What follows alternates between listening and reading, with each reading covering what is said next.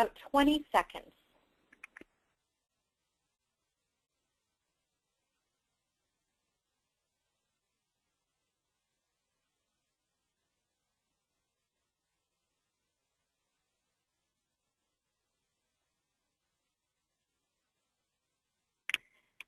Good afternoon, everyone. Welcome to the Pre-K to 3rd Grade National Work Group 2014-2015 webinar series. I'm Tanja Rucker, Program Manager for Early Childhood at the National League of Cities, and I'll be moderating the webinar. Today, we will be looking across districts and inside schools and Pre-K to 3rd grade classrooms to explore how they can serve as laboratories of innovation to confront the racial inequities woven into our educational systems. Next slide. Before we get started, a few housekeeping things and ways for you to engage. First, everyone except for the speakers will be muted throughout the webinar. Throughout the webinar, there will be several polling questions. Take a moment to answer those as they come up. Please pose questions using the chat box. I'll be monitoring those through the webinar, and we will have about 20 minutes at the end for questions and answers. Next slide. So as I said, today's focus is on racial equity at the district and classroom level. I will give a brief framing, and then we will dive into 4 great presentations from innovative leaders, each who brings somewhat different perspectives to the work. More on this in a moment. The aim of this year's webinar series is to show how Pre-K to 3rd grade in action and to highlight what has been accomplished in communities across the nation at the state, district, community, and school levels. Just a quick reminder that we launched a very successful 2013-14 webinar series. All past webinars are available on the Pre-K to 3rd grade National Work Group website, along with additional information about this year's webinar series. Okay, as we get started, take a moment to let us know who is joining us today by responding to this polling question.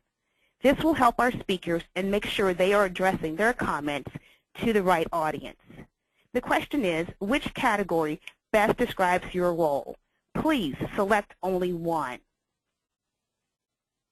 And as you're responding to the polling question, I just want to reiterate how glad we are that you joined us today. We know you are extremely busy and that your schedules are full.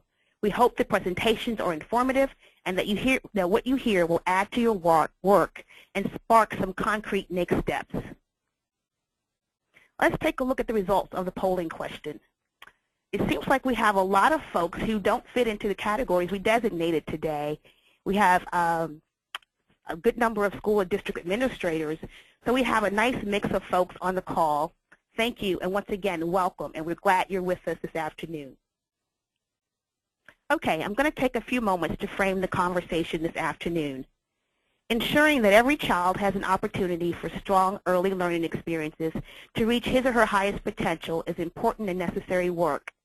Unfortunately, gaps in educational opportunities and resources can be seen from children starting in their first years of life.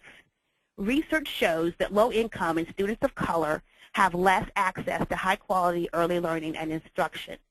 Oftentimes, children of color experience complex barriers that contribute to vast disparities, and they often lag behind on important indicators of educational success, such as kindergarten readiness and third grade reading and math. For this reason, school districts are partnering with local agencies, and they are committed to advancing racial equity in local early learning systems.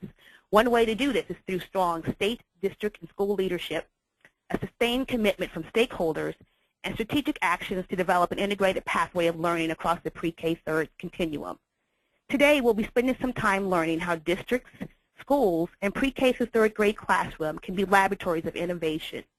This includes addressing classroom environment, curriculum, teaching strategies, leadership opportunities, as well as family and community involvement. This webinar will feature 4 initiatives focused on racial equity: Austin Independent School District, St. Paul Public Schools, First School, and Erickson Institute's New Schools Project. So with that, next slide, I'm going to turn it over to our esteemed panel of speakers.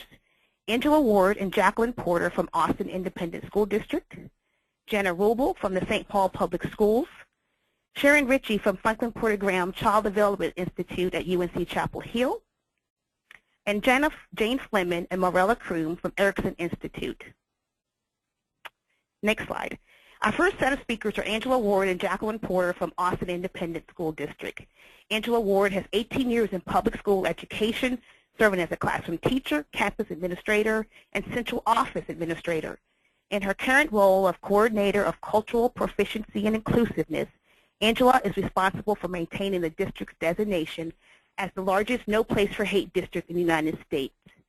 Jacqueline Porter, Director of Early Childhood Education for the Austin Independent School District, oversees the 3 pre-K and kindergarten programs for the district.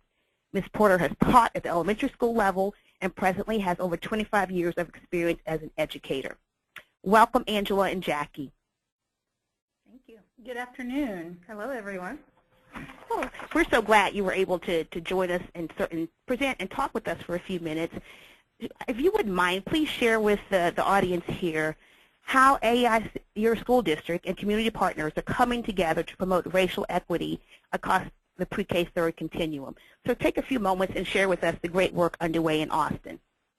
All right. Thank you for inviting us. So what I'd like to do is start off by just telling you a bit about the demographics of the city of Austin. Located in central Texas, Austin is the 11th most populous city in the United States, and it's the fourth most populous city in Texas. Now, Austin has the city is a cultural and economic center of Austin Round Rock metropolitan area with about 1.9 million people and 100 families, approximately 100 families moving to Austin every single day. There are a number of Fortune 500 companies. Will you go back one slide? Thanks. There are a number of Fortune 500 companies that have headquartered here in Austin, including Dell, Google, Whole Foods, IBM, Samsung, and Austin is also famous for its South by Southwest and South by Southwest EDU. As far as Austin ISD, next slide please. Austin ISD is the 5th largest school district in Texas, and we serve approximately 85,000 students at 128 schools. Our student population has grown by 6% over the last 5 years. We are roughly 60% Hispanic, 8% African American, 25% white, and 6% other. Our economically disadvantaged student population has grown by 15%, and it represents 61% of all of our students. Our English language learners population has grown by 35% over the past 5 years and now comprises 29% of our student population. 14% of our growth is in our Hispanic students, 10%. There's a 10% decrease in our African American population and a 5% drop in our white student numbers. The district supports families that represent more than 94 languages, and we teach in 7 languages other than English across our district, including Spanish, Chinese, Japanese, and American Sign Language. Next slide, please. The district has several commitments to early childhood, pre-K through 3rd grade. We've worked with the United Way, the city, the county, the Workforce Commission to endorse a school readiness action plan to ensure that our students are ready for kindergarten and have the solid foundation they need to be successful throughout their primary and regular school career. We also participated in a public engagement project with the city where the city went out and surveyed parents to ask them, what kinds of programs do you enjoy for your children in Austin? And what would you like to see in the different areas of Austin? We provide, to promote enrollment in Austin, we secured a City of Austin resolution where the city and the school district partner together to meet children where they are, like in public libraries or in museums or in health services, and to make sure that parents are asked, how can we serve your children? And are your children in school, and helping them get enrolled in school if they're not already in school. AISD provides full-day pre-kindergarten, which the state of Texas does not fund. The state of Texas provides a half-day program, and the district kicks in the other $9 million to make it a full-day program.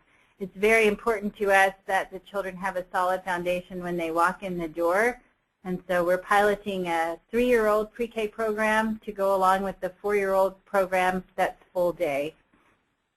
This helps us to align our pre-K through 3rd grade curriculum to allow for more continuity. Next slide, please.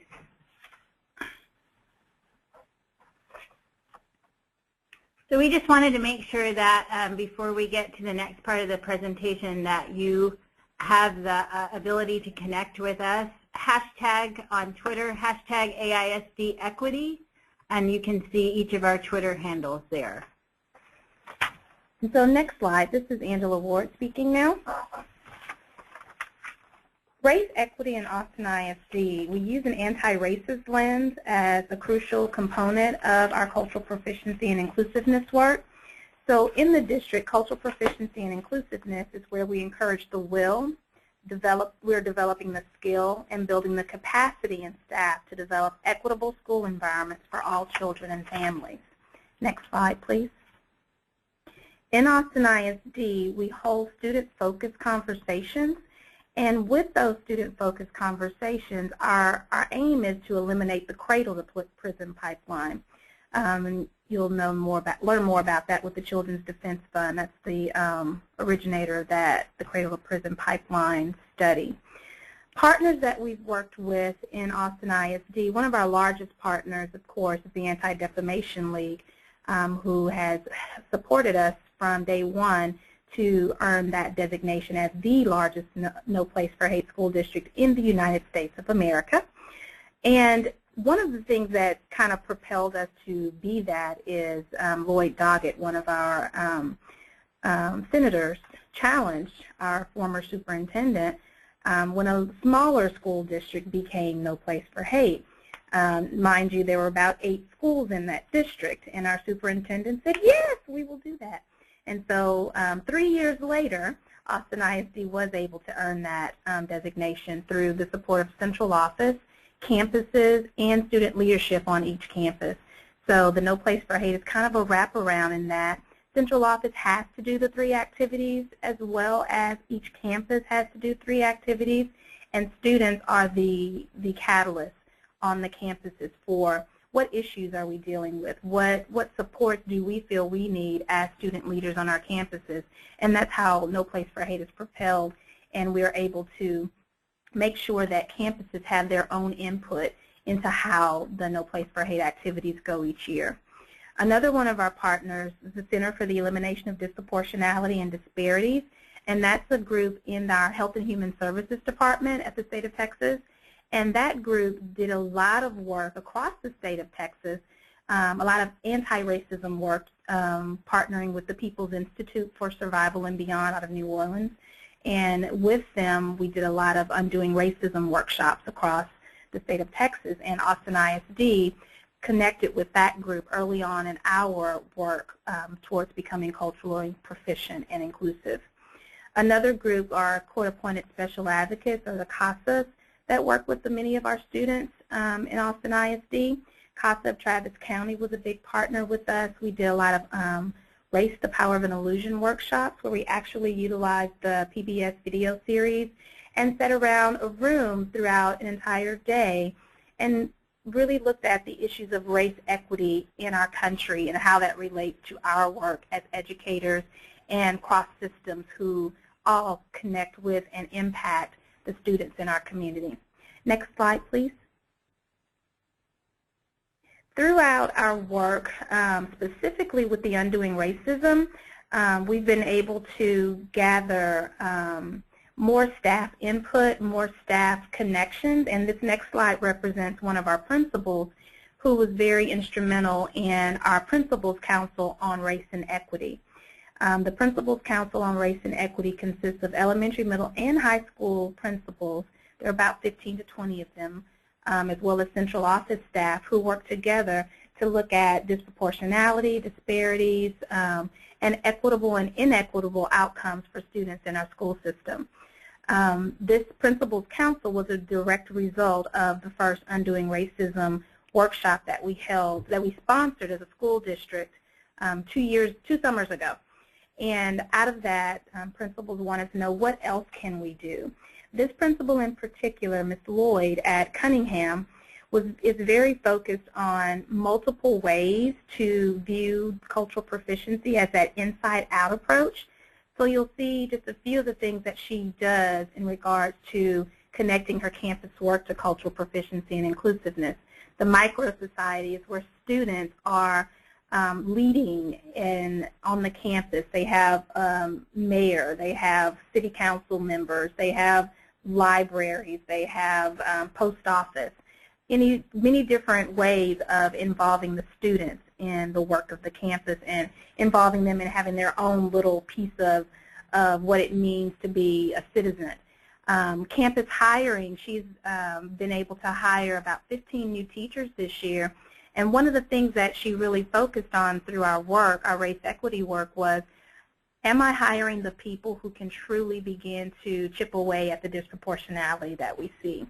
And the new teacher professional learning that she does really engages that continuously. And then they are a dual language campus as well. So there are many things going on that campus. Next slide, please. The next slide is Lucy Reed Pre-K Center. On this campus, I worked with the principal because they really wanted to look at cultural proficiency and how do we truly provide the opportunities for teachers to manage the dynamics of difference that exists on our campus. Many of our pre-K campuses serve our black and brown children, just as a matter of, those are the children that are not always able to access outside pre-K resources. And so realizing that, she worked with me, and I came in and did one session with her campus. And we used books. One of the books, I took an excerpt from Beverly Daniel Tatum's book, Why Are All the Black Kids Sitting Together in the Cafeteria? There's an excerpt on a pre-K classroom, or pre-K, working with pre-K students. And we utilized that as a part of our professional learning, as well as the books 1-0 by Catherine Otoshi, and the Great Big Book of Families by Mary Hoffman, and then also Chocolate Me by Tay Diggs. We use those books to kind of set the stage for how do we utilize literacy, how do we utilize actual tools in our curriculum to begin to level the playing field for our students. Are we truly connecting them to the benefits of learning and making sure that we're looking at their culture, their values, their beliefs, and maybe any biases that the children may bring into the classroom. So with one of her teachers, what you see here is a continuum that we use in cultural proficiency, and I've only put the words for 2 of them. Cultural destructiveness, cultural incapacity, blindness, pre-competence, competence, and cultural proficiency. One teacher, a more seasoned teacher, admits that she grew up in a different time. She recognizes her place on the continuum was more one of incapacity prior to my working with the staff looking at those books. Now she's on the inside-out focus of cultural proficiency in relation to conscious discipline. They utilize that a lot in our pre-K schools. So she's using those calming, deep breaths, as well as examining her assumptions, looking for the best in her students. She's now recognizing and looking for the best in her students and moving along on that inside-out journey on cultural proficiency. And one other teacher who's already at that pre-competence level, and you'll see that they're looking at conflict and how sometimes it happens and it's ever present, but really realizing and finding those opportunities to surface multiple perspectives about issues arising from diversity. She's used the professional learning as an opportunity to step out of her shell, so to speak, and become more, she's consciously aware, but now being more consciously as well as vocally aware, and choosing texts for her students that are more indicative of the student's culture. And she was over an event that they held at the school recently where she invited a local author of color to read at an event that they held at the school. Last slide, please. So this is our information, Jacqueline Porter and Angela Ward. Please reach out to us if you have other questions, and we'll be hanging around for the rest of the session. Thanks so much, Angela and Jackie. What a great presentation. We really appreciate you sharing a little bit about how the community has come together, some of your community partners, to initiate some policies and some practices around racial equity, and what Austin is going under a lot of changes, and so this is very appropriate that you guys are focused on this, and you have some support from a diverse cadre of stakeholders. So thank you so much for sharing. As we continue, take a moment to respond to our next polling question. The question reads, how would you rate your local school district's efforts to confront racial inequity in policy and practice at the district and classroom level? So please take a moment to select only one. And while you're answering that question, I will go ahead and introduce our next speaker, Jenna Rubel. Jenna is the pre-K to third grade alignment manager at the St. Paul Public Schools. She has numerous degrees in educational administration and 30 years of teaching and leading in early education in and around St. Paul, Minnesota. Welcome, Jenna. Let's take a quick look. Everybody. Thanks for having us. Yes. Let's take a quick look at the poll, Jenna, and see how folks rate their local school district's effort to confront racial inequity. It seems like there's a pretty good balance here of there's a group of folks that are just starting, and there's some folks that are making progress, but it seems like we have not too many folks on the call that really rate their efforts strong at this point. But it is encouraging to see that, folks are moving in that direction. So thank you for responding to that polling question. Do the results surprise you at all, Jenna? That most of the folks on the line are kind of just getting started or are making some progress in the area of policy and practice? No, not at all. Yeah, I think we kind of both feel this is kind of the norm here. Well, Jen, we're so glad to have you with us today. Will you take the next couple of moments to tell us about the St. Paul Public School District's efforts to ensure equity and balance for children from diverse backgrounds? I know you guys have been doing some amazing work, and if you would take a couple of minutes to share what you're doing and highlight some of the best practices, we'd really appreciate that. Sure, absolutely. Thanks for inviting us to participate. You can go to the next slide.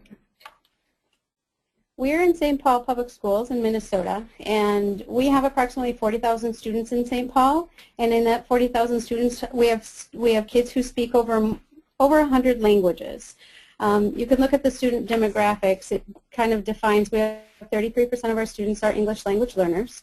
And we have approximately 4,000 students every year come in to St. Paul Public Schools, 2,000 of those from the secondary level, and many of them are first new immigrants to our schools.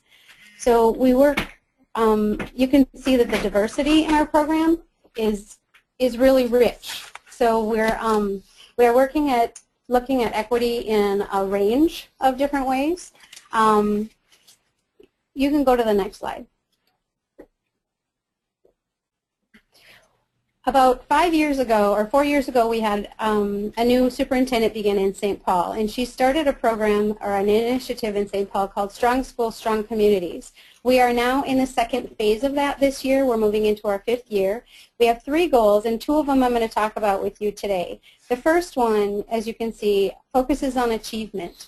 And this district has made a very strong commitment to focus in on the racial equity transformation as a part of our work on a daily basis. We have long ago kind of identified the disparities between our students of color and our students, our Caucasian students, as far as our opportunity gap and what achievement looks like for those populations of kids. We have, just so you know, we have about 76% of students of color in our school district, and we still continue to have about 80% of our teachers being white, primarily white women.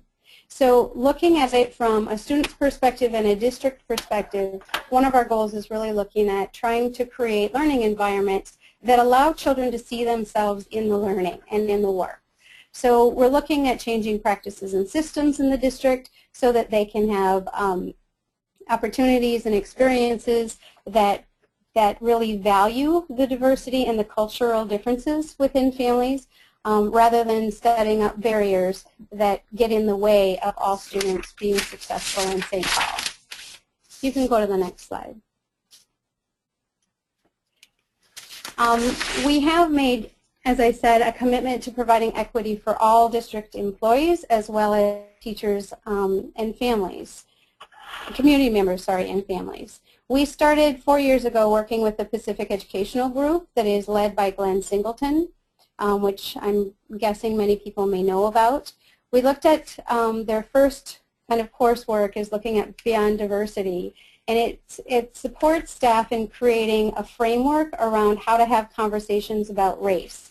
So Courageous Conversations is a protocol in which we have kind of embedded in every conversation throughout the school district. So when we look at student achievement, student data, when we're looking at classroom curriculum, when we're looking at assessment usage, we're constantly looking at it from a racial lens as well as an instructional lens.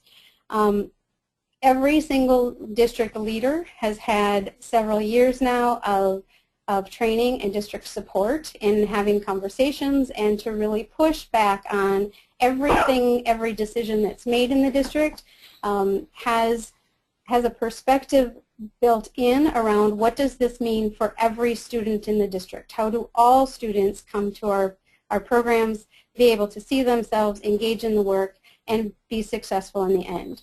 There's job-embedded professional development both for administrators at every level, including the executive level in St. Paul, and every teacher, as well as every cafeteria worker, the buildings, the supporting staff in the buildings, the supervisors of every building. Everyone is having conversations around race and what that means for us. Next slide. So 4 years ago, 5 years ago actually, we started, they started the Office of Early Learning. And the Office of Early Learning, actually, you can go back one more slide, sorry, before I get into family engagement. The Office of Early Learning was designed right around the time that we received funding in Minnesota from multiple sources at the federal, state, and local level. We have, for example, well, we have a new law in the state of Minnesota that's called Read Well by Third Grade, which is an initiative to kind of push every single school district to create a very specific literacy plan that is then identified what we will do and what our steps are in getting every child to a space of reading by third grade.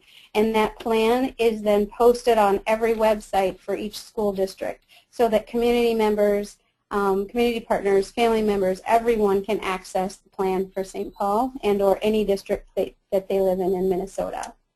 We also received a Race to the Top federal grant in Minnesota. And that grant for us in early learning is looking at providing opportunities, extended opportunities for students in pre-K and making connections between pre-kindergarten and kindergarten, and then again aligning pre-K to third grade work so that all students are reading by third grade. Then we, in St. Paul, were lucky enough to be a part of the Investing in Innovations grant that is a federal grant that is taking the Child Parent Center model, which includes a very strong component for family engagement, and is also looking at the pre-K to third grade alignment and what's happening for all students so that all students are successful. So given those three pushes from our state, we have put a focus and an emphasis on pre-K to third grade, which is why the Office of Early Learning in our district came about.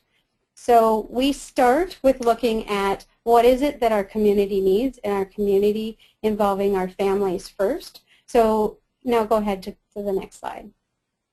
So in our program, with the support of the Child Parent Center grant, staff and programming and professional development, we have dug pretty deeply into what does family engagement mean to us and have shifted our thinking from school districts needing to give information to families and asking them to do things that we know will support their kids, to actually getting into having conversations with families and identifying what are they asking for, what do they want, and to make sure that our approach is not that we have things for you, but that we want to partner with you so that your child is successful and that we can support your family in any way that we possibly can, so that you can support your child with academic and social supports, so that your child is successful. So you can see this is what I'm showing you is we've created a document for schools, basically, that is supporting schools with understanding what does it mean to support families in a partnership kind of way. So supporting student success, welcoming families, parents as advocates and leaders, and family, school, and community partnerships are the core elements of what we help schools understand about trying to bridge schools to home and home to school so that all kids and families are successful. You can go ahead to the next slide. So the second goal in our Strong Schools, Strong Communities initiative is alignment. That talks or speaks to a lot of what, some of what I was just describing, but it's really very intentionally trying to set up clear pathways for kids from pre-K all the way up through high school. So the programming models that families are choosing in the district are aligned so that they have choices from pre-K into kindergarten, that elementary school into middle school, that there's a close alignment and a pathway for kids to have the same type of programming, and that the opportunities and challenges for kids are equitable across the district. So every area of the district has, for example, arts programs and dual immersion programs and the kinds of things that parents are looking for that are focused in on their community and what they're asking for their students. At the bottom of this goal, you can see that we also put a very strong commitment into increasing pre-kindergarten opportunities for children. So that is increasing opportunities, and we also are looking at making sure that there's some standardization of programming across the district. And so we have done a couple things with that. We've taken our school district program, and we have classrooms in 30 to 41 of our elementary schools right now, and those classrooms all have a standardized curriculum that is that we created, and a classroom model called the Early Childhood Workshop Model that gives structure to and an overarching curriculum for kids so that they can all be kind of talking about the same thing, partly because we have a high level of transiency in our community and wanted kids to have consistency across the district or what educational experiences they had, and making sure that all of those experiences then connected very closely with the expectations in the model in kindergarten. So go ahead and go to the next slide. So then what happened was our pre-K program became very strong, and our trajectory of growth for students was high, and our kindergarten classrooms were not doing very well in a couple ways. The growth rate academically for achievement was starting to fade out in kindergarten, so we were looking at that. The other thing that happened in the last few years is that our kindergarten suspension and referrals were going up. So at the end of 2012, we identified that we had a crisis in our kindergarten classrooms across the board that really targeted in a very racially disparative way that our African American students were not, and primarily males, were not being successful in our kindergarten classrooms. So we started talking about the structures of kindergarten. Well, kindergarten through 5th grade in our district, we've been using a reader's workshop and a writer's workshop model. As well as a math workshop, which are isolated 1-hour blocks of time for students. And we identified that we had classrooms with 35 or more transitions in a day for kids at the kindergarten level, with very isolated content given out that was a concerning level of very didactic teaching going on. So go ahead and go to the next slide. So what we chose to do is go in and look at it from an early childhood perspective and start thinking about the kindergarten day in a block system. We took the Readers and Writers workshop and put it together into a literacy block of an hour, of 2.5 hours, with the skills block kind of embedded in that. It allowed us to have a large group teacher instruction mini lesson for Writers workshop at the beginning of the session and a Readers mini lesson in the middle, or towards the end.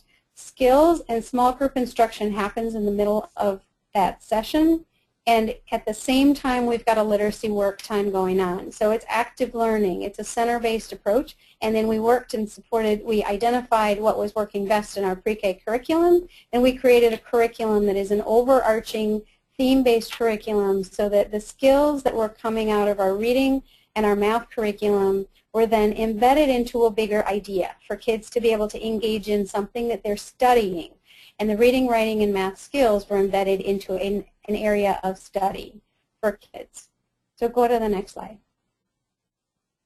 So from that, this is our curriculum, our basis. It's big ideas. It's looking at the essential understandings for students that every child can bring their story into.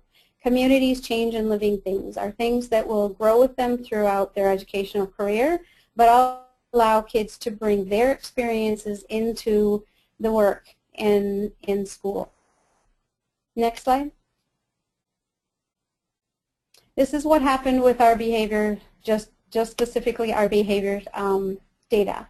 So at the end between 2012-13 and 13-14, and you can't see this real well, but the dark blue line is a pilot school males. The light blue is pilot school females, and the two gray lines are the males and females in the non-pilot schools. So if you look in the chart in the very middle at the bottom, those are our African American males, and the number of reported behavior is from 2012-13 to 13-14 with the changeover in the curriculum.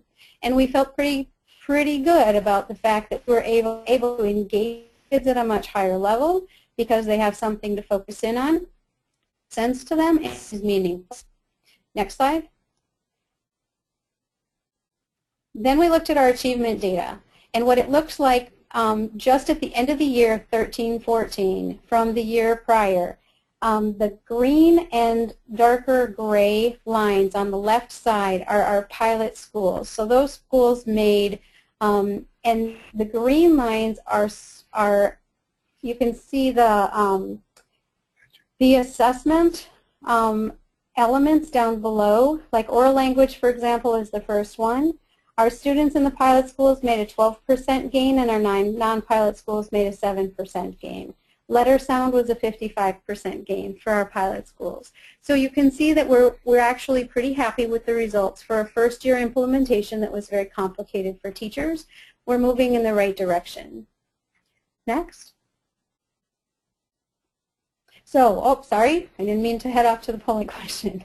So just kind of wrap it up. As a system, it's really, we have found that it's really important to look at it from the school, the district level, and try to help individual schools and teachers understand that not only is it's important to look at your classroom and your students, but on a broad scope, we've decided that the systems and the supports that we can create as a district will make it or break it for teachers. They have to have the right supports. They have to have a structure that's going to work for kids. And if we are very intentional and careful about how we set that up, we can slowly make change. And the conversations that we're having targeted to students' demographics and race have been very, very powerful for us in St. Paul. So I think that's all I had to share with you. Thanks.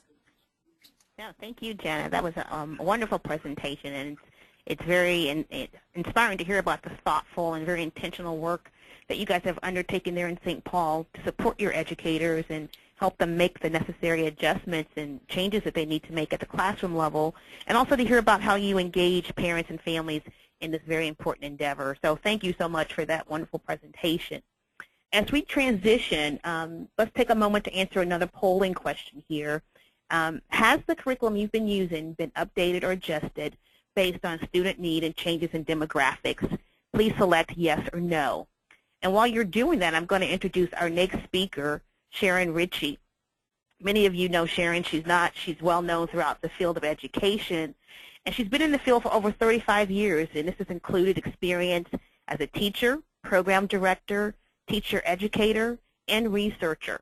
For the past 9 years, Sharon has been the director of First School, a pre-K-3 public school reform initiative committed to improving the school experiences of African American, Latino, and low-income children and their families. Welcome, Sharon. Thank you so much. It's always a pleasure to be here. And I'm really, really interested to hear what the others have had to say. Yeah, well, let's take a look at the results of the polling question. It seems that most folks haven't had a chance to, their districts haven't really been using and been updated their curriculum or their practices based on student need and changes in demographics. So it looks like we have a bit of work to go here. What are your thoughts on that, Sharon? Is it news to you? Which I kind of know the answer to that, but what are your thoughts on that? I'd love to know what those 25% are doing. I know.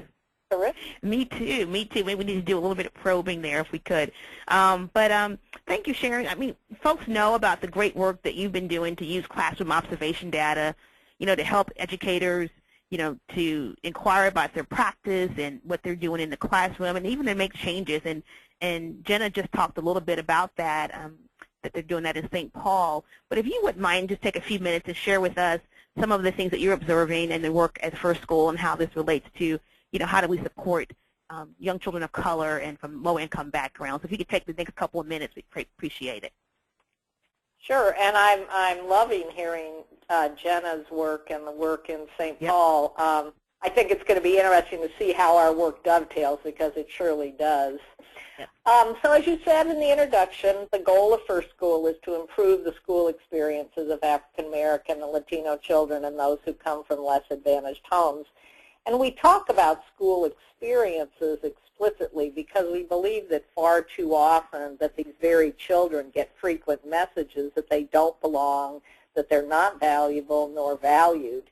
And Jenna's chart of her the early work where she was showing the overrepresentation in discipline, referrals, special education, retention, and subsequently dropout rates. We see this everywhere across the nation, and I surely congratulate them on the work that's made changes in that area. For us, in order for dropout prevention to actually start early, we help teachers, schools, and districts examine the minute-by-minute experiences of these children to illuminate the microaggressions they suffer and shift the responsibility from their shoulders and those of their families to institutions that have not sufficiently questioned policy and practice on their behalf. Although you will hear that we see much that needs to be improved upon, please also hear that we are pro-educator and believe that research, new lenses through which to view practice, and professional development is their due, and thus we work to support teachers and administrators in their daily efforts. Next slide, please. Our observations for the past 20 years, and we particularly work in schools highly populated by African American, Latino, and low-income students, reveal inconsistency, a predominance of teacher talk, and expectations of silence and compliance. We use 2 observation measures to provide data to educators at the individual classroom, grade, school, and district level so that they can use the results to inquire into their practice, to make informed choices about areas for change and professional development, and to monitor their progress. In light of school climates where fear and apprehension about consequences and reprisals for poor results predominate, we work to help leadership move from a mindset of evaluation to one of inquiry and continuous improvement. Next slide, please. We use the class measure to help us get a picture of teacher-child interactions across 3 domains: emotional climate, classroom organization, and instructional support. Here's an example of typical data from the emotional climate domain. What is usually apparent is that as children move between pre-K and the K-12 system, while they're trying to make sense for themselves of what school is all about, is that we too often see the climate become less positive and more negative, with less sensitive teachers who have less regard for who children are as individuals and what they think and know.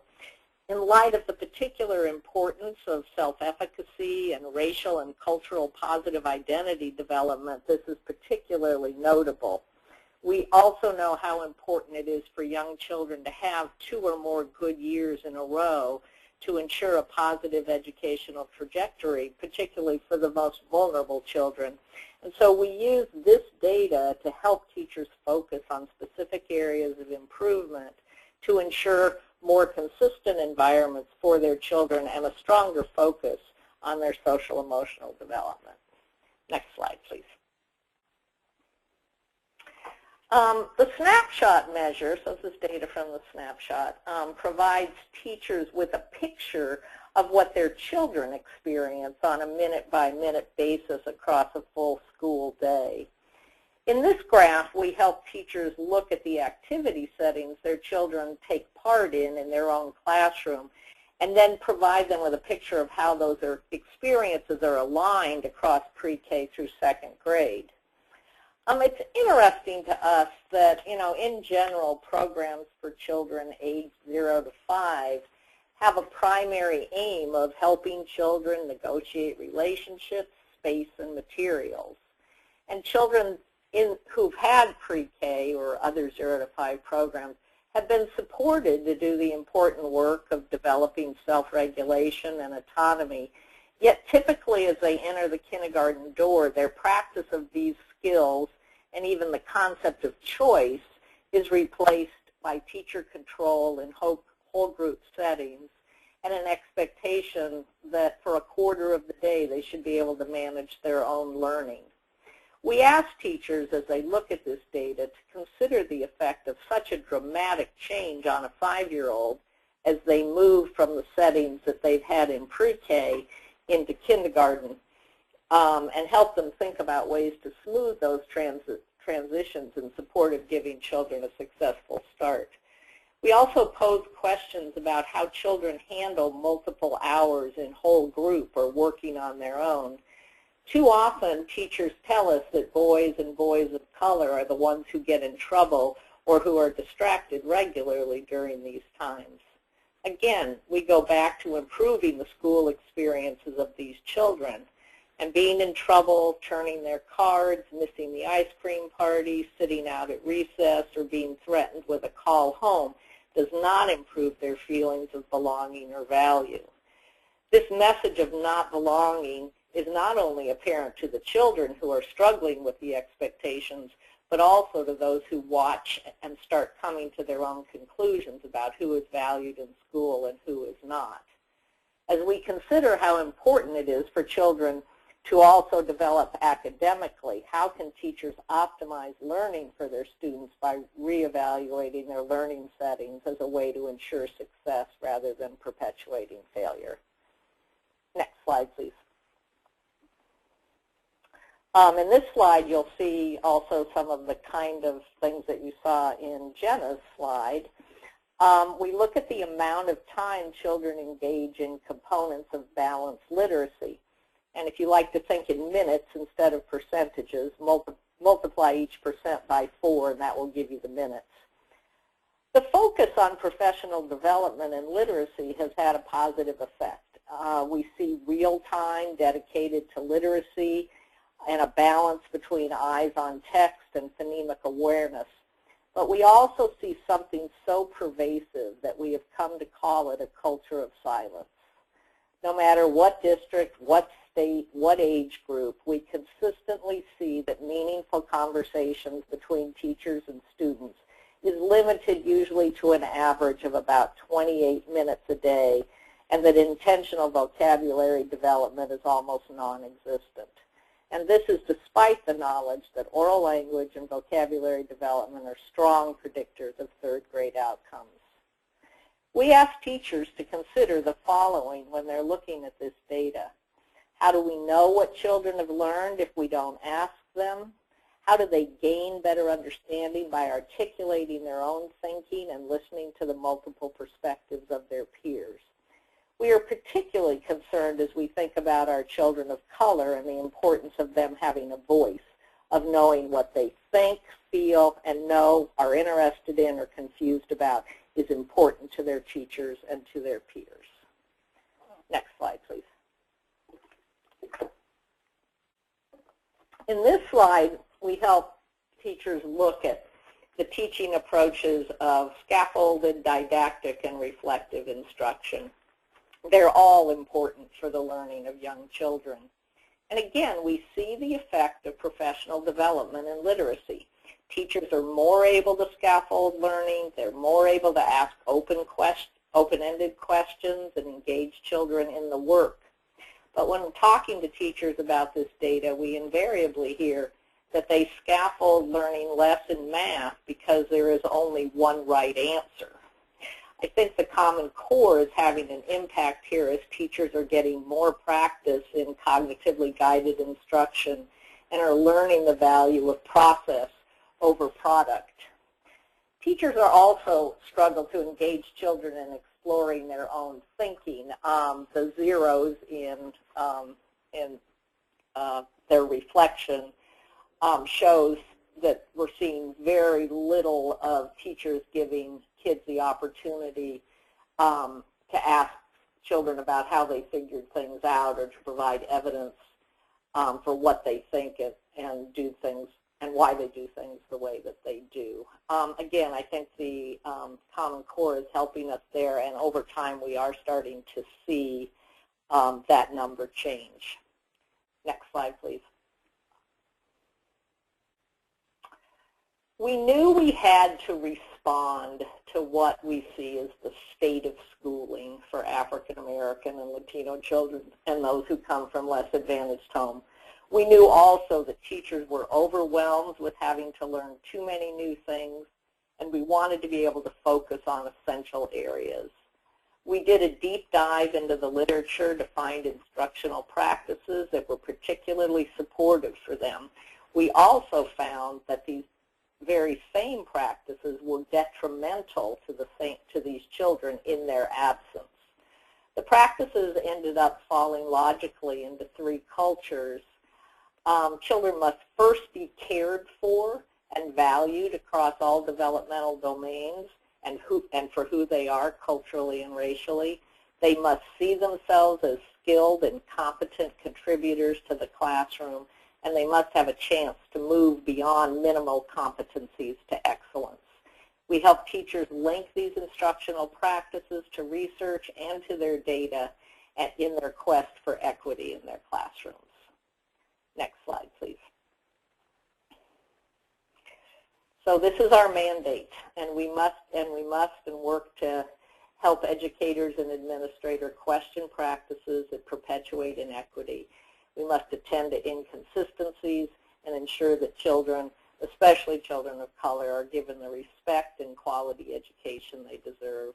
We must support teachers and providers with the knowledge and ability to prioritize at least two things: be nice and let the children talk. Thank you very much. Thank you, Sharon. Thank you. What a wonderful presentation, and to really give us insight into what's happening in the classroom and how we can think about how we can better serve young boys of color and low-income students. So thank you, Sharon. As we make another transition, let's take a moment to respond to another polling question. And that question is, how are pre-K third teachers in your community working to promote racial equity in the classroom? Please read through and select only one. And as you're doing that, I want to remind you all that we do have the chat box, and if you have questions or points of clarification that you would like to ask, please type those in the chat box, and we'll get to them and address them during our Q&A session. So as you complete your polling question, I will go ahead and introduce our next set of speakers. James Fleming is an Associate Clinical Professor in Early Literacy at Erickson Institute in Chicago. Her work examines, and her research examines, teachers' use of culturally relevant literature in reading and writing instruction and its impact on student engagement and achievement. Morella Kroom is a second-grade teacher at Catalyst Circle Rock Charter School in Chicago. She's a veteran teacher with over 13 years experience, earning certification in 2 states. She believes all children can learn, and both Jane and Morella participate in the New Schools Project, Erickson Institute Pre-K Third Initiative. Welcome. Thank you. Welcome, Jane and Morella. Let's take a quick look at our poll here, and we see a good number, about half of the folks on the call, their teachers are not engaged in any organized efforts to promote racial equity. We do have a good number, though, of teachers that are participating in PD and training, so they are receiving some training and support, but most of these efforts are not organized in any meaningful way. So once again, we have a bit of work to do, but we do have educators that are receiving some training and professional development around racial equity. All right. Guys, thank you once again, Jane and Morella, for joining us, and we are just so excited to have you here, and we're looking forward to the next couple of minutes for you to share with us some of the work that you're seeing as you think about racial equity and how it's woven into instruction and decisions in the classroom materials and instructional strategies. So please take the floor here and share with us for the next couple of minutes some of the results of the work and the research that you're seeing in the field. Thanks, Tanya. So we're encouraged to see, actually, in the polling question that there are a good number of teachers who feel that there's PD to continue the development in terms of increasing racial equity in classrooms. That's sort of what we want to share with you today, is some training and engagement that we've been doing with our colleagues to try, in particular, to increase our use of culturally relevant literature in reading and writing instruction. And we can go ahead with the next slide. So for us, culturally relevant texts are books in which our students can see themselves, their communities, and their families reflected and valued. These are books that reflect students' identities in terms of those important social markers like race, ethnicity, SES, family structure. And we also want to think broadly about the kinds of experiences that contemporary kids are having today. What are your students' neighborhoods like? Who do they spend time with? What are they doing for fun? That kind of thing. And you can advance to the next slide. And so what we want to explore with you today is how culturally relevant literature can make a difference in students' literacy learning. It's a good idea for inclusion purposes, but it also really matters when learning to read. So how does it matter? Let's go to the next one. Thanks. So we all know about the relationship between oral language and literacy. When we're teaching children to read, we share a lot of storybooks. Children listen to stories and develop favorites that they want us to read over and over again. They learn how books work by holding them and turning the pages and retelling the story along with the pictures, and eventually they develop print awareness, right? Discovering that those squiggles on the page actually represent the words that people say written down. So in terms of cultural relevance, it probably matters if some of the words that children are using in their oral language to tell the story actually do show up on the page. We'll come back to that. There's also a very large body of research documenting how readers, use their background knowledge and existing schema to recognize words and comprehend text. When people read culturally relevant texts, they're able to read more accurately. The errors they make are closer to the target word. They're able to produce more accurate and elaborate retellings of the content. And of course, we want children to be able to comprehend all kinds of text, but when beginning readers are just getting started in learning reading strategies, the use of culturally relevant text is especially important, and we'll try to show you what we mean by that in a minute. Reading interest is also strongly related to reading achievement through its effect on reading frequency. With reading, practice actually does make perfect. You have to read to get better at it, and culturally relevant texts have been shown to dramatically spark children's interest. There's also a strong relationship between academic self-concept and academic achievement. This idea that others have been talking about, that school is for me and about me, and that I can be successful in school, is very, very important. Right? Kids are smart, and the books we hold up to them tell them a lot about who we are and what we value. So it's extremely important that we have a balance of what Radine Sims Bishop calls mirrors and windows. Books in which children can see themselves reflected, as well as books that help them experience and learn about the wider world. Morella and I work on the west side of Chicago in the Austin community, and Austin. Austin's a predominantly African-American, historically residential community with, as you can see in the pictures, sort of single-family homes peppered among low-rise apartment buildings. It's about 30 minutes from downtown. You can take the L train or other public transportation, and people can also walk to corner stores, carry-outs, beauty shops, community-based child care centers, places of worship, that sort of thing. So maybe this looks like a community that you're familiar with or that you might work in. And what we want to do is we want you to imagine that you're 5 years old, just starting kindergarten at Circle Rock Elementary in Austin. Maybe you're a little nervous, you're probably a little excited, and maybe you're not sure what to make of this place called school. But you've been assigned to Ms. Reed's class for kindergarten, and Ms. Reed is an excellent teacher. Now, Ms. Reed has lots of books she can choose from, and we can go to the next slide. Oops, there we go. And you might know some of these books. She's got all kinds of books to introduce you to this wonderful world of reading, but Ms. Reed is really thinking about you, this little 5-year-old who lives in Austin on the west side of Chicago. So Ms. Reed picks Hot City by Barbara Josie and Greg Christie. She's going to read that to you on the first day. And this is a book, if you don't know it, about siblings, Mimi and Joe, who on a hot, hot day take refuge in the air-conditioned public library. And they go on this world of adventures reading books on the shelves. We want you to imagine yourself as that little 5-year-old sitting on the rug in Ms. Reed's class. And when she opens up the book and begins to read Hot City, right there on the page,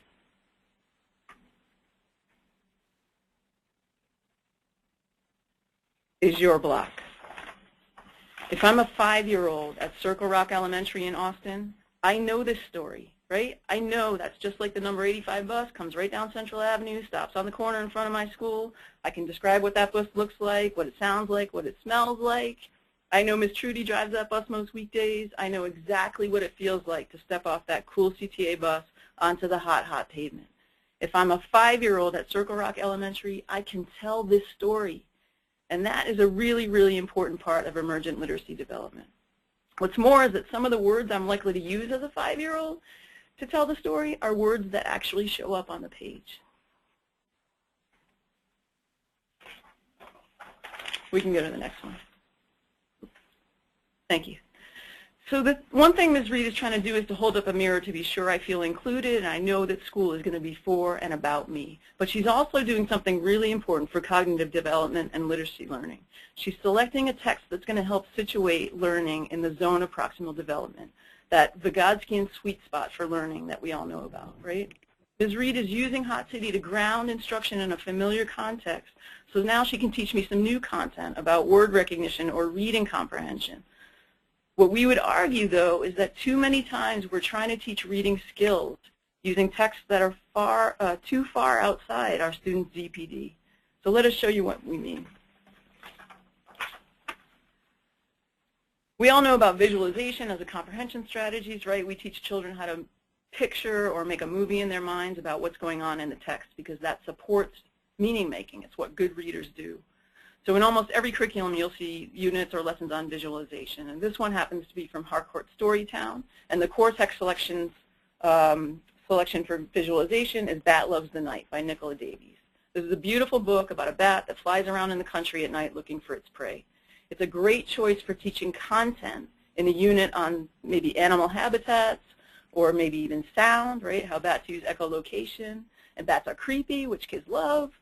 But for teaching a reading strategy like visualization for our students who live in Austin, in the city, on the west side of Chicago, this might not be the best choice for helping them practice that strategy.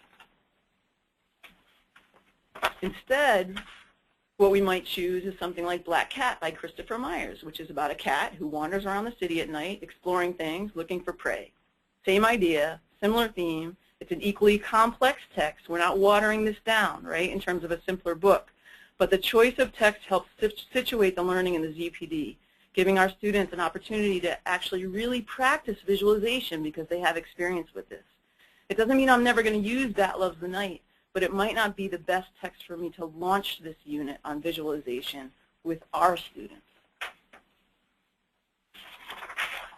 Same goes for writing instruction. Many of you maybe work with schools that use the Lucy Calkins units of study for writing. This is from the 2nd grade unit on what Calkins calls small moments. It's teaching kids how to write about one time something happened. The text selection for the small moments unit in 2nd grade is Owl Moon by Jane Yolen. Again, a beautiful book. She's a great author. It's a book about a young girl who lives in a farmhouse somewhere in New England who gets up in the middle of the night to go owling with her dad. Again, it's probably great for teaching content about animal habitats, etc. But for teaching about writing small moments for our kids who live in the city on the west side of Chicago, maybe not the best choice to launch this unit. Well, how many of our students have been owling? None. Right? Not very many. So instead, I might select a text like Angela Johnson's The Leaving Morning, which is about the morning that a boy and his family are leaving their apartment to move to a new home in a different neighborhood. Marilla, how many of our students have had the experience of having to move or having a friend or a relative move from the neighborhood? All of them. All of them, right? So we're trying to choose a text that helps situate learning in a familiar context. So now I can help students bring their experience to understanding this technique about writing small moments, but in a context which is very familiar. And once we learn these techniques, we can use them to write about all kinds of stories. So it doesn't mean I'm not going to use Owl Moon, but maybe I don't launch the unit with that, right? I give my kids a chance to understand what it means to write about a small moment without having to simultaneously be figuring out what it means to go owling in the woods at night. I teach the concept in the ZPD first. Now I can use Owl Moon to compare and contrast and show that writers write about all kinds of small moments. Unfortunately, a lot of the texts that are selected for reading and writing instruction, especially in core curriculum, are not necessarily texts that draw on the knowledge and experiences of our students. Publishers select texts to reach a wide national audience, so it's up to teachers and administrators to think about what's right for our students. And it's up to administrators and district literacy leaders and policymakers to ensure that we're given the freedom to make these choices, these instructional decisions, and that we have adequate funding and access to a range of texts that can help provide more equitable learning opportunities for our kids. Marilla's going to talk a little bit about what that has looked like in her classroom. Thanks, Jane. Next slide, please. So Jane laid the foundation for why we need and use culturally relevant books, and I wanted to speak about the impact I see these texts have on a regular basis in my 2nd grade classroom. Let me begin by saying that teachers play a vital role in developing a student's passion for learning by their enthusiasm for literature. I found that using the culturally relevant text in my classroom helps my students make connections and builds interest. The most important piece that I want to drive home is that teachers should be very intentional in their text selection. I teach 29 African American students, so the books that I select to read during shared reading and read aloud reflect my population. My students are immediately interested when they see the cover of the books because they understand that this person looks like me and will probably experience a similar situation. In the Common Core State Standards, the Literature Standard 2.3 talks about understanding how characters respond to major events and challenges. Therefore, when I teach this standard, it's easier for the students to comprehend what the character is doing when they have faced a similar problem. Junie B. Jones is a school-age kid who faces many challenges, but so is El Ray Jakes by Sally Warner and Keena Ford by Melissa Thompson. The difference is these characters look just like my students. Next slide, please. When I read a book in my class, it's one of the best experiences of our day. First, I display all the books I'm going to read for the week on a shelf. This feels like torture in my classroom because my students understand they are not allowed to read a new book until after I have read it to the class. So, for example, if I'm reading the book My Best Friend by Marianne Ann Rodman, we read it. The students easily make connections. They answer questions about the character traits and about the character's feelings. I've done all the heavy lifting, so this takes away the fear of reading from my struggling readers. Then, once I'm done with this book, it's independent reading time, and the book is practically snatched out of my hands. Then this book goes into the bin of books that I've read. These books are the classroom favorite books to read. The students then reread this book for morning after they've done their morning work. They also read this book again during Independent Reading Center, and then a third time in the Buddy Reading Center with a partner. And sometimes they add these books to their personal book bags. They even ask another classmate if they can read the book when they are done. This one book has now been read at least 5 times. Rereading builds fluency, helps with comprehension, promotes accuracy, and builds vocabulary development. Well, if I do this every day with 3 to 5 different books, what do you understand is happening in my classroom? Next slide. These are examples of books that we've read and studied just this quarter alone. I don't make a big deal about what the characters look like, but I do make a big deal about the type of books that I select to read. Teachers need to be aware that these books are out there and they have a great impact on developing student interest and comprehension. I've taught every Common Core literature standard this quarter using these particular books. Next slide. So it's this sort of conscious effort that requires teachers and administrators to be aware of the impact that culturally relevant text can have on student interest and overall reading development, and also awareness of the books that are available for supplementing your curriculum. And these are just a few steps that we recommend for increasing racial equity in literacy instruction in your schools or in the districts you're working with. One has to do with awareness, just knowing what titles are out there and where to get them, and we've listed some sources that you might want to Google just to get started. We also want to encourage you to think beyond the Common Core standards text exemplars. There's been a lot of discussion about the text exemplars maybe being limited in terms of their cultural diversity as well as their contemporary selections, and so we don't want people to feel bound by those. Exactly, and when it comes to the Common Core standards, it's important that teachers think in terms of text selection first and then identify the standards that correlate well with the text that you want to read.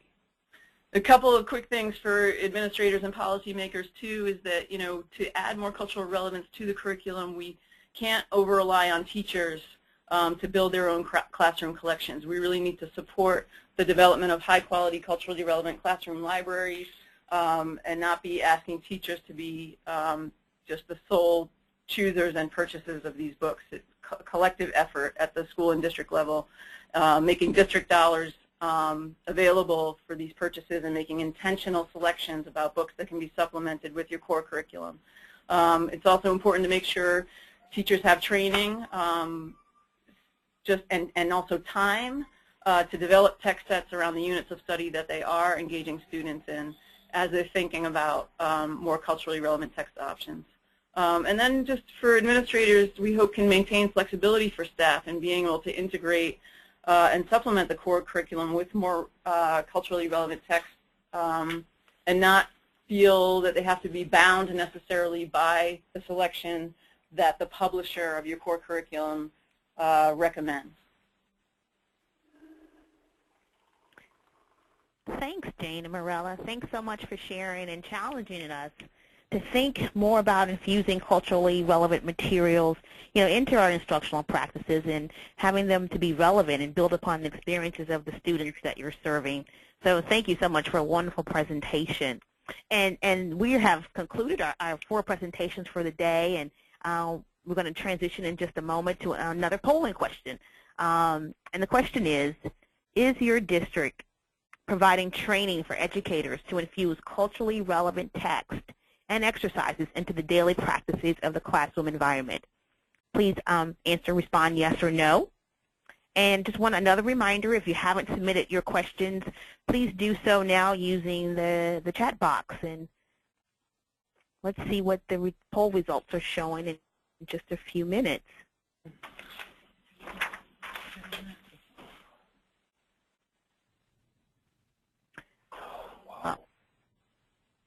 Well, Jane and Morella, what are your thoughts? We see a whopping number of the majority, well over of our listeners find that they Well, have not kind of arrived.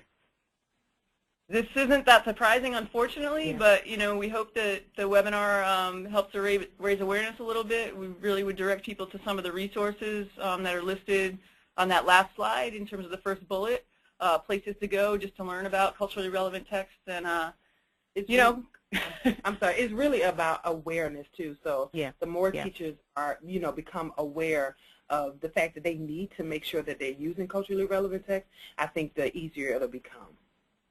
Good, wonderful.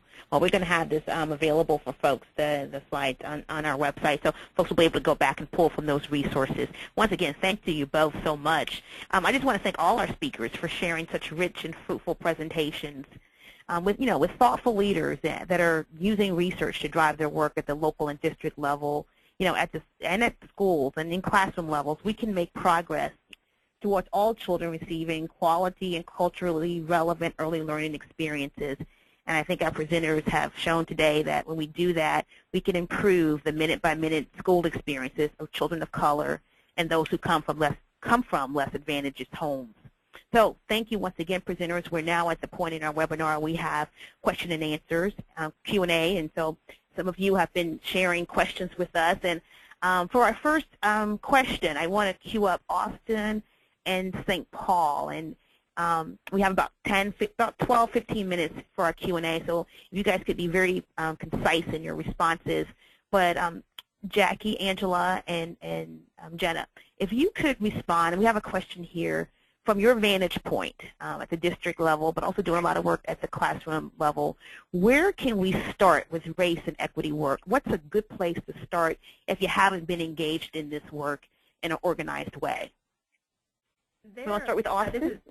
This is Angela from Austin. There are a few ideas that I have with that. One, it has to come from your district leader. Our superintendent was the catalyst for the race equity work in Austin ISD, but also we went from central office as well as to the individual classroom level at the same time. So beginning to offer those professional learning sessions that give teachers the opportunity to talk about what Erickson said in regards to the culturally relevant text and pedagogy, and giving them a bird's eye view into, what are our children dealing with in the community every day that our white middle class teachers are not privy to and are not experiencing. Wonderful. Thank you. Jenna? What's your advice for folks to start with some race equity work? I have a team with me now, so our advice is, first of all, that absolutely it has to come from the district level because we've had the Courageous Conversations protocol. I think it opens up the door for people to have conversations in a safe way. But our primary push would be for people to really start by reflecting on their own experiences and what their own beliefs are. That is kind of the basis of how we function in this world and how we understand other people's perspectives. Wonderful. Thank you. Here's another question. I'm going to pose this to Sharon and Jane and Morella. What have been your most meaningful professional development experiences related to racial equity? And how has this been embedded in the day-to-day work that you're seeing in the classroom? Sharon?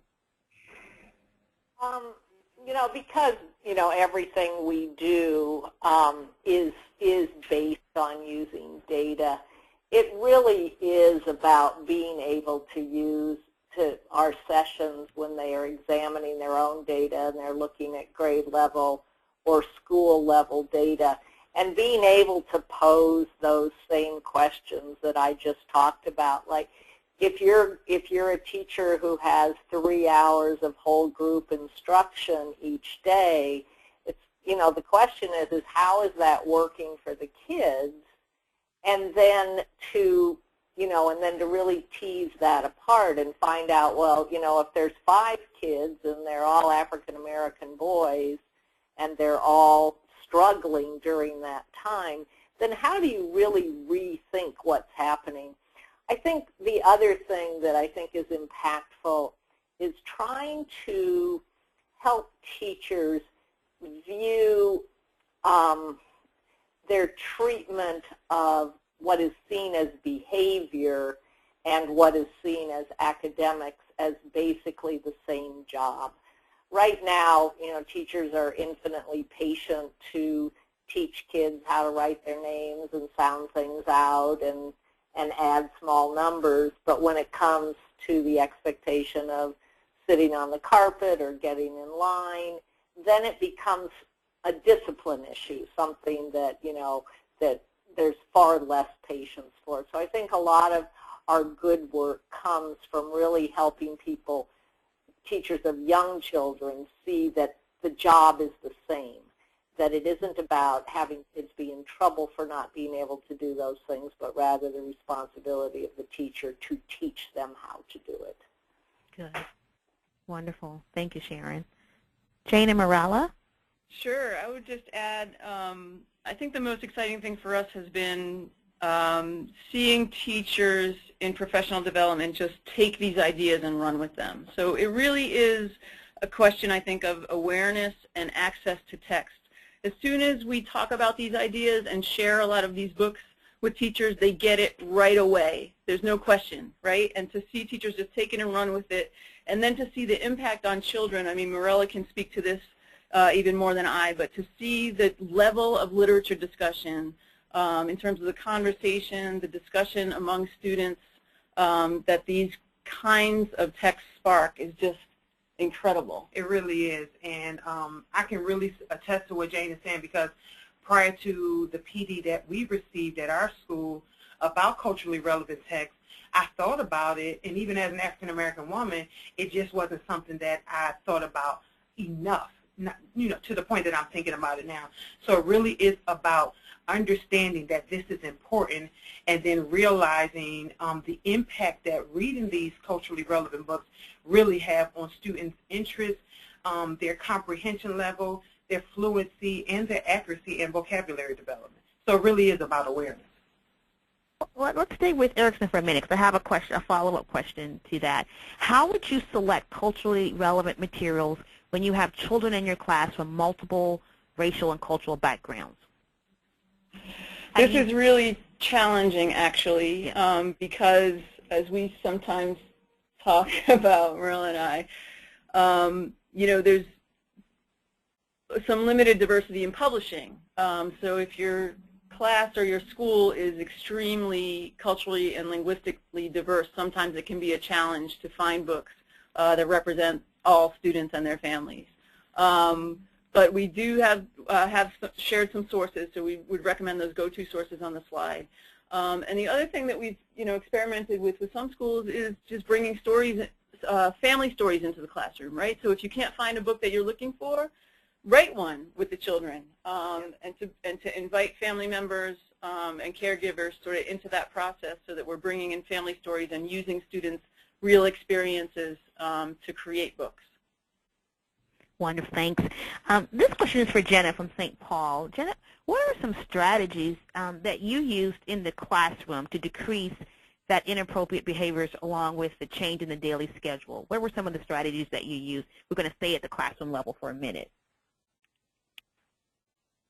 Okay, we did change the classroom structure so that it matched the pre-K structure with a larger active learning space for kids to actually regulate their own learning and make some choices. We added in our curriculum has, like I stated earlier, more opportunities for kids to bring their own stories in and connect it to an area of study that would make sense and have meaning to them. So very similar to what the Erickson Institute team was talking about, being able to see themselves in the curriculum and in the daily work of the classroom.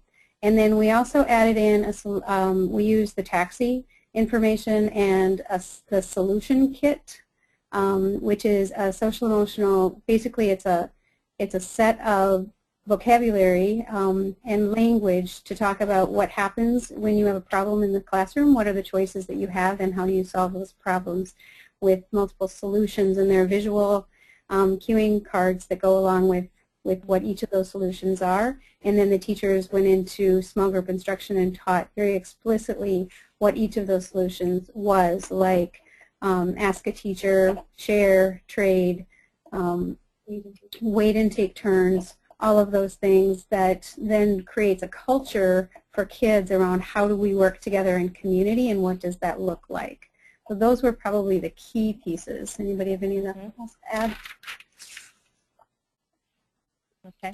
All right. Wonderful. Thank you. And I'm looking at the clock, and so our final question, I'm going to toss it to Sharon, but if someone has a really good answer, you might want to just kind of follow up. But Sharon, the question is, how have you, as you in your research and your travels, addressed equity issues related to children of color who have also been referred to special education? Well, I think that we come at it in a different way. That sort of our goal is that there are less children that are referred to special education, and that classrooms are set up to be places where kids can succeed. You know, I just talked about, you know, the difference between, discipline and teaching academics, and really approaching that, and the good answer that was just given about the development of community. So I think we really are all about remediating that, of making classrooms places where more kids can succeed. I think another thing that we've done, though, as we look at kids who are included in classrooms, is really paying attention to what happens to these kids. And I know that since we spend a lot of time just plain observing in classrooms, that I see far too often that kids who are included, where the computer just becomes a babysitter for kids, and how, and bringing that up with teachers and really pointing it out to them, I think is really important. So these are all tiny little things, but I think it is a matter of sort of these, what I called earlier, microaggressions against kids, and how do we really point them out, because I think teachers are not doing them intentionally and are not aware of them, so how do you bring them to light? Right. Sandra, one thing we've done at Austin ISD, we looked at our data early on when we started doing the cultural proficiency work, and noticed that the teachers did not match the students, just like St. Paul was sharing. Over 80% of our teachers are also white, middle-class females, and many of them are in their 5th year or less. And so that's a huge issue. And we noticed that our males of color specifically were the ones being referred for discipline as well as special education. And one thing that we did early on was begin to work with our special education leaders and our learning, our diagnosticians and our licensed school psychologists. And we used Glenn Singleton's book, Courageous Conversations About Race, and really began to have some serious conversations around who are you as a teacher, what are your values, what are your beliefs, what are your biases, and how does that impact how we refer children. And that has been something that we continue to use with our No Place for Hate work at Central Office. We also we use Glenn Singleton's agreement, and we added examine assumptions, because that's something that we do also. We don't examine our own stuff. We don't examine our own issues. And because we don't do that, we miss a lot when we're looking at making decisions for children and supporting the development of children and supporting the inclusiveness of their families within our school district. So in regards to special education children, one mantra that I go by here in the district is, what are we doing for the marginalized student in our school district? And if we look at that, you're going to make the right decisions for every child, be it a special education student, be it an LGBT student, be it an African American student, a Latino student. You name the marginalization, you've met that requirement by really truly focusing on that marginalized student. Thank you so much, and I'll let that be the last word for our Q&A. And once again, thank you so much for that response. And I want to thank all our speakers. You did a fabulous job, and we appreciate the work that you put into joining us here today. Before we end the webinar, I want to complete one more polling question. Yes, that's just one more. If you would just quickly respond to the question that this webinar increased my understanding and generated some new ideas to address racial equity at my district or in my classroom. please just select one. And I also want to just, as you're doing that, I want to say thanks to the Bill and Melinda Gates and the Kellogg Foundation for their support of the technology that has made this webinar possible. And we want you to know that, we have, well, here we go, the results. So we're glad, this is wonderful. We're glad that the presentations today really increased a lot your understanding of some new ideas. And as we were thinking about and planning this webinar, we were very thoughtful about the presenters, and we started at the big picture district level down to the classroom and specific strategies. So we're glad to hear that this was helpful to you and generated some new ideas. We want to say thanks to the Bill and Melinda Gates Foundation for their support of the technology that's made this webinar possible. Our next webinar is going to be on QRIS in the context of pre-K through third. That webinar is going to take place in January 2015. Same time. We're going to nail down a date in the next few weeks, so please stay tuned for the specific date. But the next webinar will be QRS in the context of pre-K through third. Please join us for that. Once again, thanks to you all for joining us today. We're glad that you learned a lot, and we want you to have a great day. And please, for additional information, take a look at our website, pre-K through third grade nationalworkgroup.org. On behalf of the entire team, I want to say thank you. Have a wonderful evening. Bye, everybody.